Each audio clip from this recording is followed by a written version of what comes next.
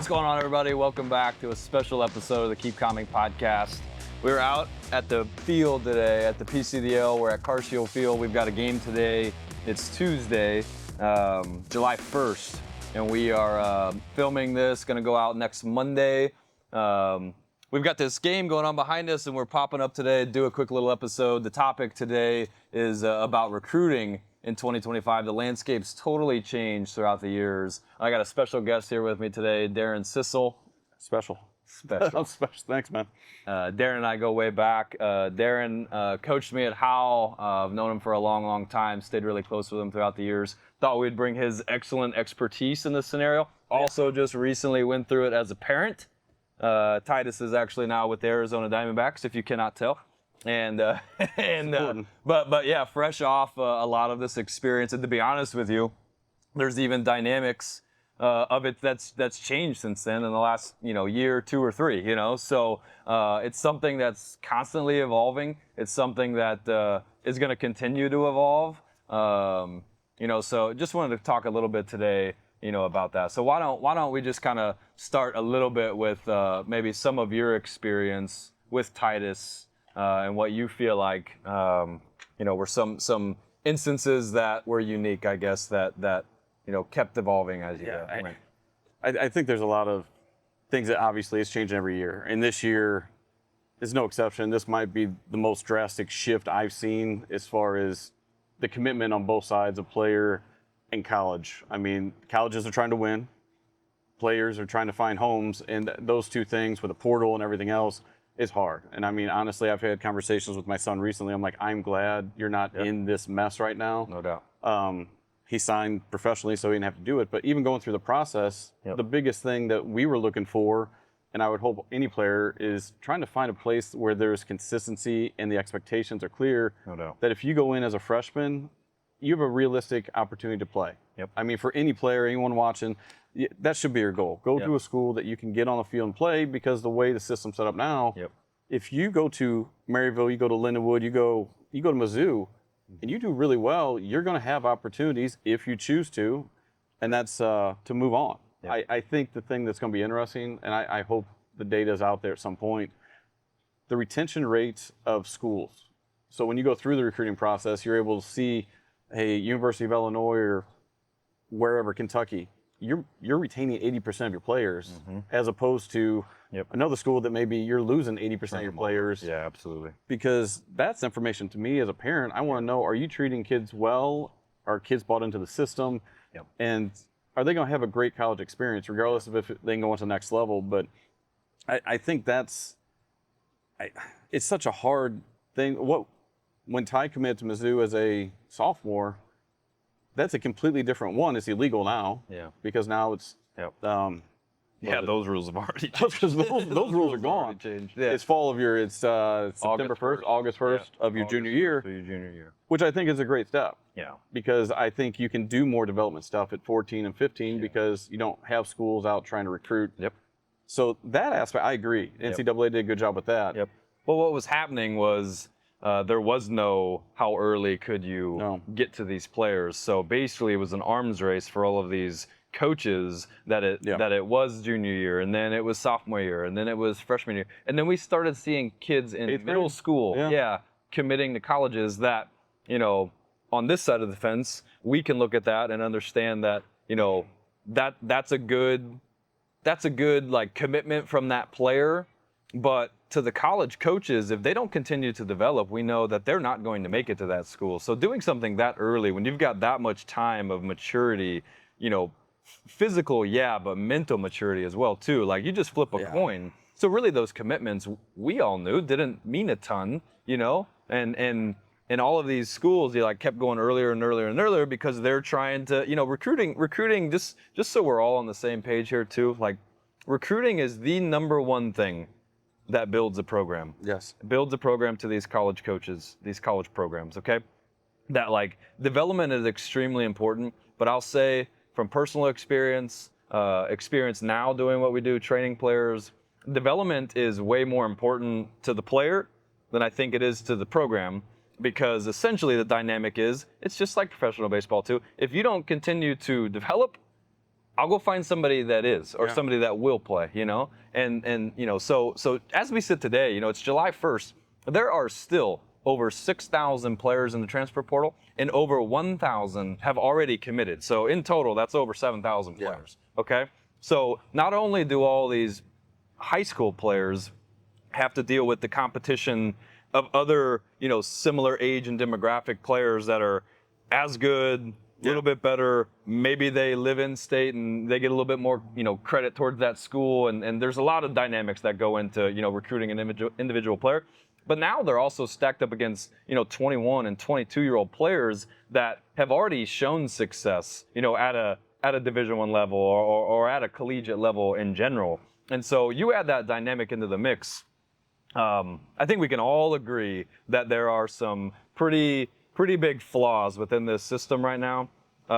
It's also constantly evolving, so it's really important to stay up to date on it as best you can. I know it's really hard because everything's constantly changing, but things have changed so much just within the last 2 or 3 years, and they're going to continue to change the next 2 or 3 years. Like this is all in a giant step process that my personal opinion is that the NCAA is trying to change some things. They just don't feel like they can change everything at once. Yeah. So and they need. There's still some things that need change. Yeah, absolutely. I mean, absolutely. We were talking earlier, going back to there were some kids that committed in 8th grade to a school when it was still legal.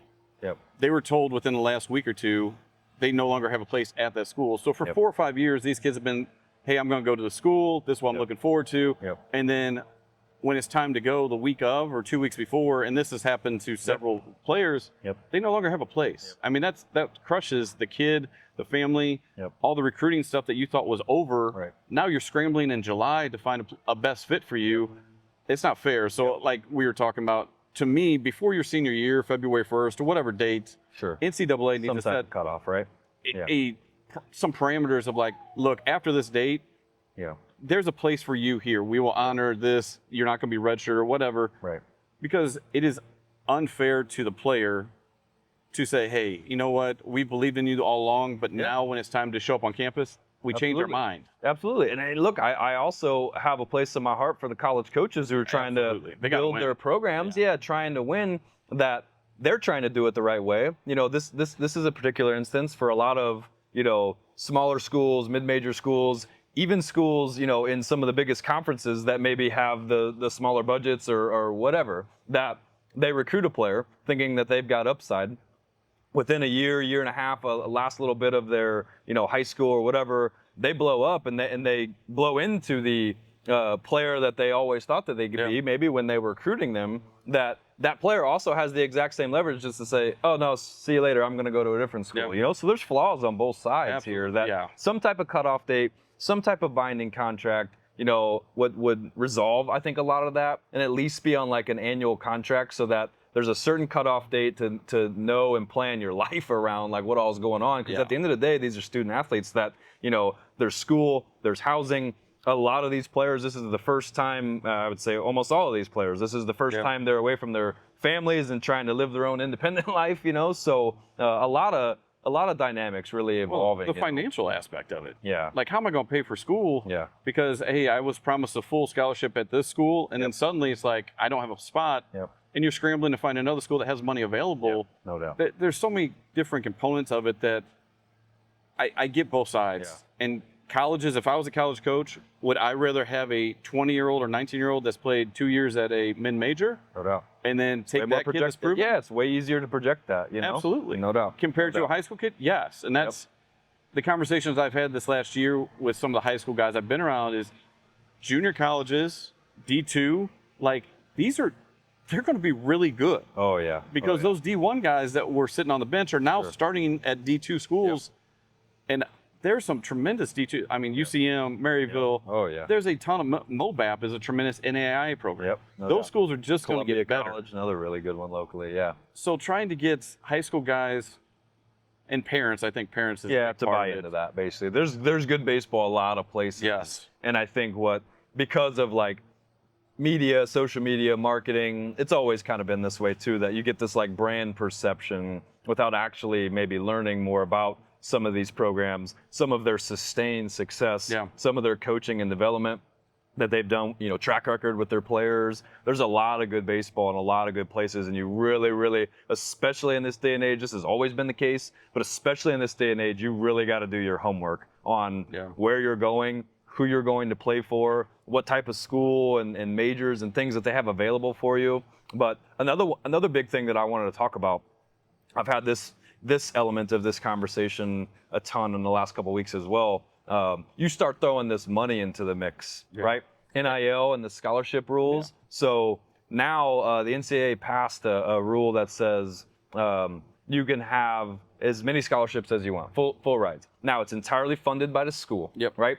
So they're not just going to, certain schools, most schools aren't just going to flop out, 38 or 35, whatever the roster gets to. They're not just going to flop out 38 full rides. It's all funded by the school. So take that with a grain of salt. But the rules beforehand was only 11.7. So obviously a totally different shift, right? The bigger schools, the bigger budgets, these coaches have, at least within their program, way more freedom to say or fundraise or choose how to spend their money, right? That like beforehand it was 11.7, done, no questions asked, right? So that's a really big monetary dynamic. And then also you want to throw in all the NIL, name, image, and likeness stuff. Very different, okay? Now, the piece of advice and the concept that I really want to talk about really drives home your point that you're talking about there is chasing the opportunity and not chasing the money, okay? Let me give you an example, right? So like, I tell people all the time, this is so much more of the business side of baseball, that is really prominent in professional baseball, and it's creeping into these lower levels, right?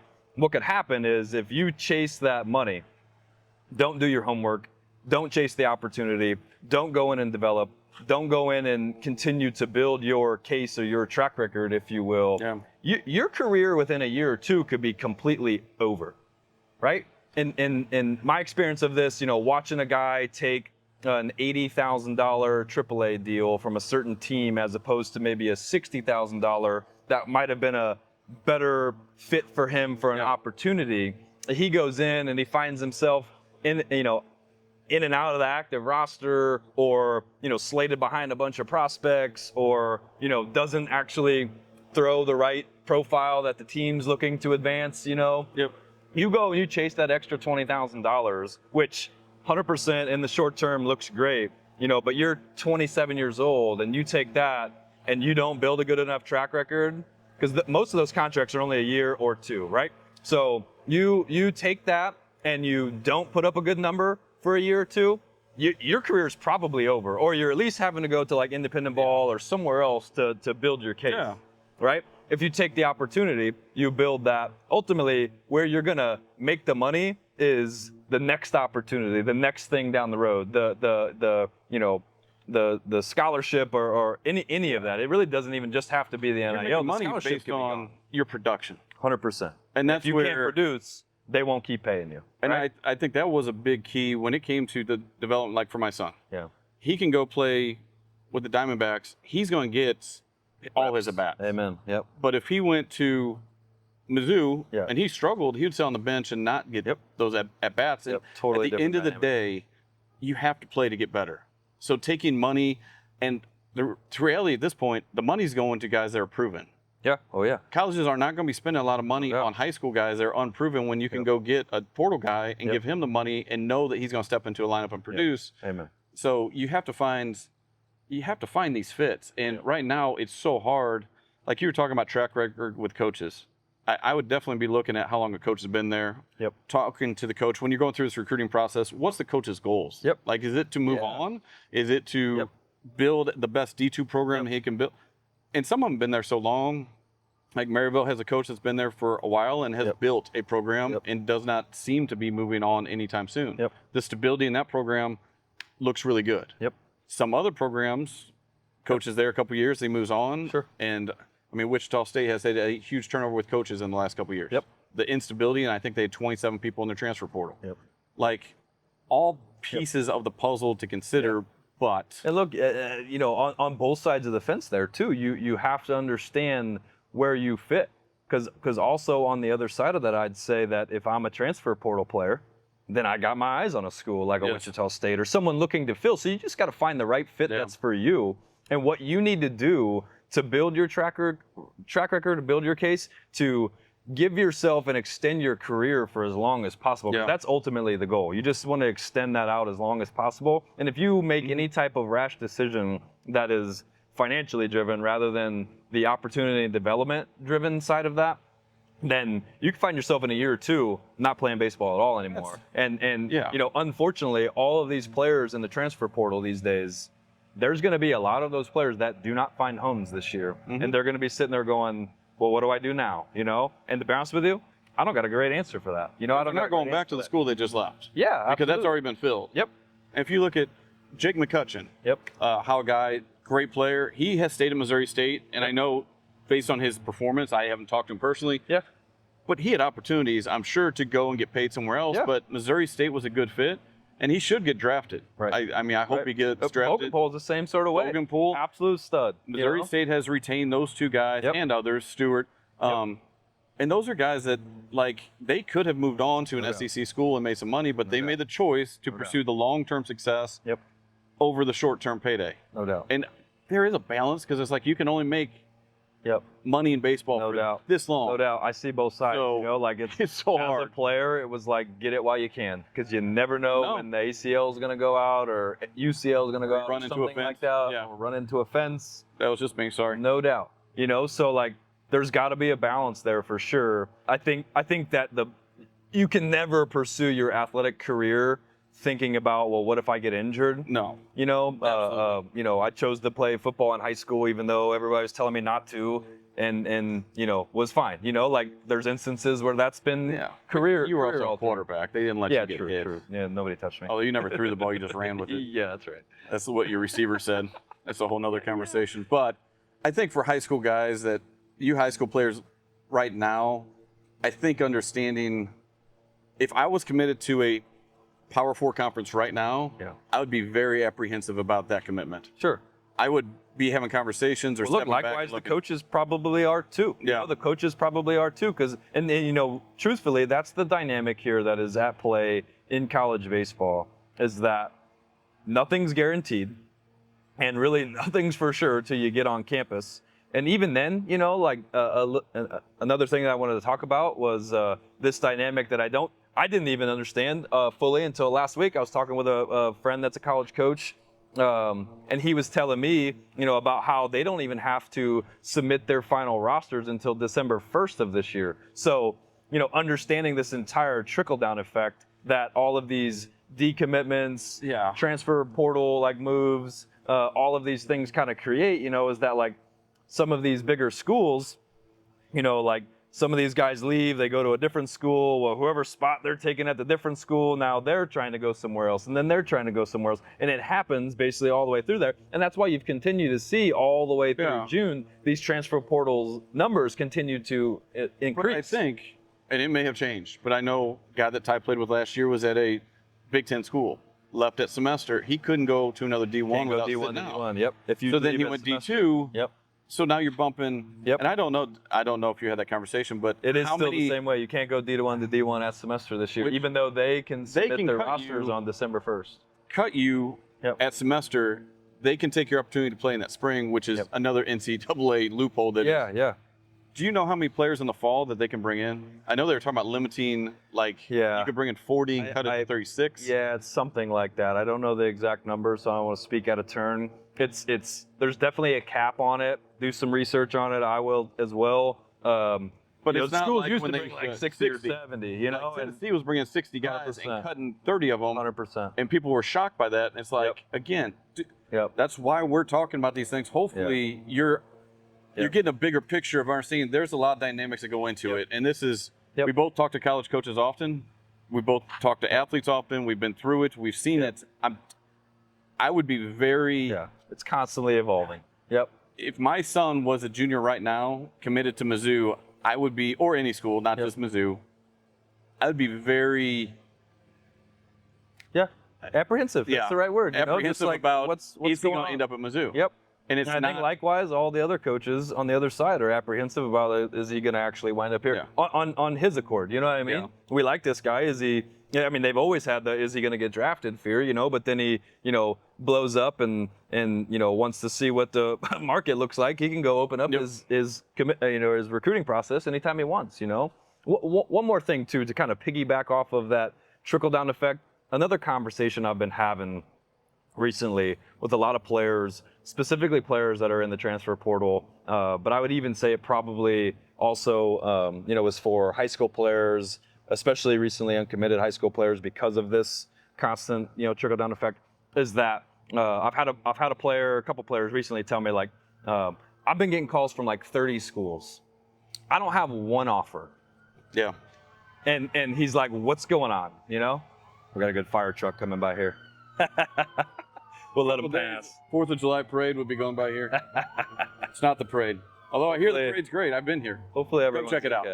But yeah, you got 30 phone calls from coaches within a span of a week, and you're like, holy cow, everybody, I'm gonna find a great place to go. And then you're not getting an offer, and you're like, what the heck's going on, right?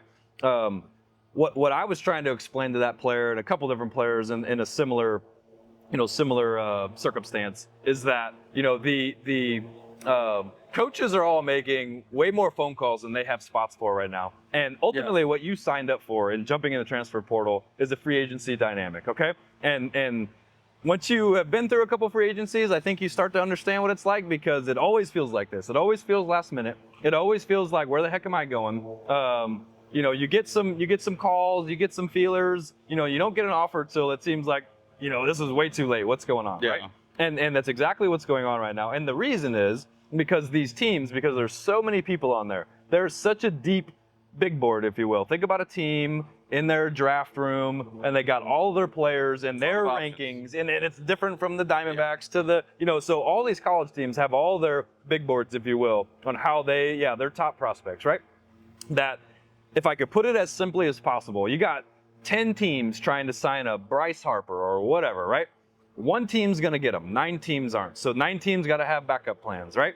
But all 10 of those teams don't know how much money they have to spend until they know if they got to pay Bryce Harper $400 million, right? So like that dynamic, the chips don't really start to fall until those top prospect, guys make their decisions. And then it starts to have this big trickle-down effect. And look, in professional baseball, that trickles all the way down into like minor league depth options because of budgets and funding. But obviously, of course, because of roster spots too, that you really don't start to see, commitments or signings until those top guys go. And that's ultimately the dynamic that's in play for these guys too. And I would say, so I talked to a college coach, Big 12.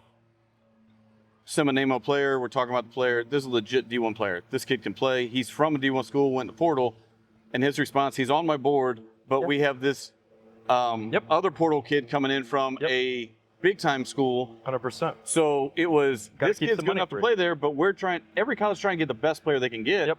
So even though this is a legit and they got a budget that they got to stick to. Right? And I think right now, I've said to several people, if my son was not a draft, like on boards, draftable player, top 3 or 4 rounds, I'm not sure that they're going to go to a D1 school at this point. Yeah. Like, I just don't see the amount of quality all-state high school players there not getting opportunities unless you're a draft, a legit draft, and if you are that guy, because there are scouts everywhere, and you're at all the big showcase, MWSA, the Super 60, and all these things. If you're not that guy, I would be very apprehensive about ending up with that school, just because that's the quality of player that can contribute in the SEC, Big 12, Big 10, and come out into ACC and do those things. So if you're not that guy, and you're just, again, like you said earlier, you're not competing against, hey, here's the class of 26 rankings.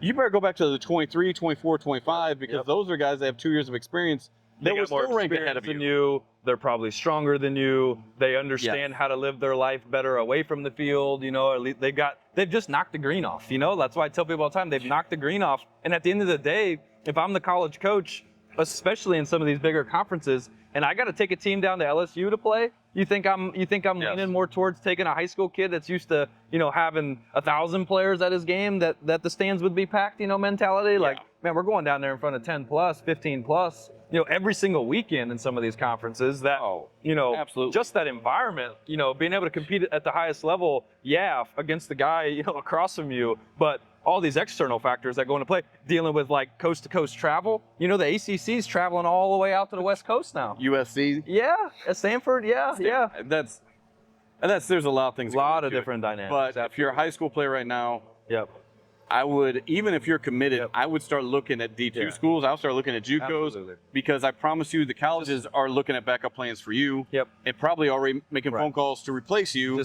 They always are. They always have been. Let's call it what it is. And that's what I've always said. Recruiting, as soon as they sign you, they're trying to sign someone better. That's their job. Their job to get paid is to win games. And that means they have to have the best players. And if they can find someone better than you, they will. Absolutely. So, and look, at the end of the day, do your homework, do your research, understand the different rules that are changing because it affects you. Understand the process of trying to chase the opportunity, don't chase the financial. A lot of those elements, and just what you're choosing to put yourself into in the transfer portal if you go that route. That's constantly evolving. The one thing I would say, find people to have those conversations with that you trust. People that have been through it, people like Brett.